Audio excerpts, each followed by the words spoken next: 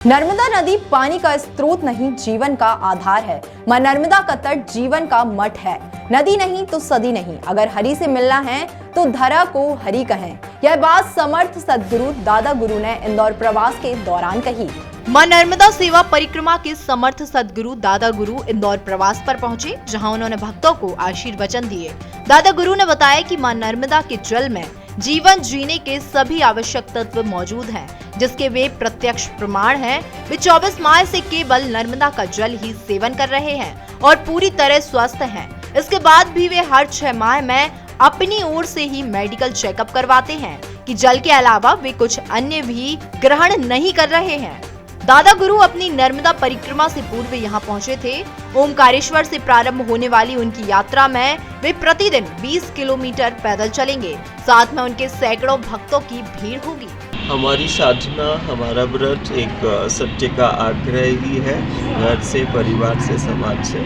और ये हम हमेशा से कहते आए हैं कि दुनिया में हम ही हैं जो नदियों को माँ कहते हैं। और दुनिया का सबसे असाधारण, या हम यूँ कहें कि विश्व धरोहर के रूप में हमने नर्मदा को पाया है। नर्मदा पर केंद्रित हमारा जीवन है, हमारी व्यवस्था है, हमारा विकास है, हमारा धर्म है, हमारा अस्तित्व है, हमारी पहचान है।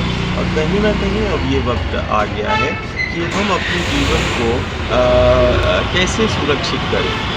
तरह तरह की विसंगतियाँ भी हैं, जिससे ये जन जागरण माँ की प्रेरणा से हम कर रहे हैं। ये हमारा व्रत समाज को सुरक्षित और व्यवस्थित करने के लिए है। और जो भी विसंगतियाँ हैं, जो भी छेड़खानी है, कहीं ना कहीं हम अपने जीवन को सुरक्षित करने के लिए आज प्रत्येक परिवार को, समाज को, जवाबदार जिम्मेदारों को ये समझना होगा कि नर्मदा है तो हम हैं, नदी नहीं तो सदी नहीं। नदी को जानना ये हमारा एक है कि हम जिसको नदी कह रहे हैं वो हमारी शक्ति है।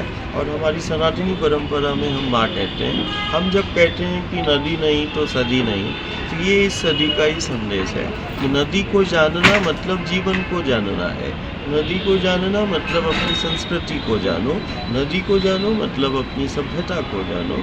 कि कहीं ना कहीं नदी संरक्षण संवर्धन पर मिलकर ये सिर्फ राज्य या केंद्र सरकारों का काम नहीं है। जब तक जन भागीदारी सुनिश्चित नहीं होगी, जब तक जन जन जागृत नहीं होगा, हम गंगा या नर्मदा के संरक्षण संवर्धन की सिर्फ कल्पनाएं करेंगे। मुझे लगता है कि वित्त नहीं, जब गांव नगर का चित्त लग जाएगा तो मुझे लगता है वो सारी विसंगतियाँ जो नर्मदा के तट या गंगा के तट पर हो रही है, चाहे वो हरित क्षेत्र, जल संग्रहण क्षेत्र में अतिक्रमण हो, निर्माण हो या खनन हो, वो कहीं ना कहीं व्यक्ति निजी स्वार्थों के तहत आजीवन क्षेत्र के साथ खिलवाड़ कर रहा है।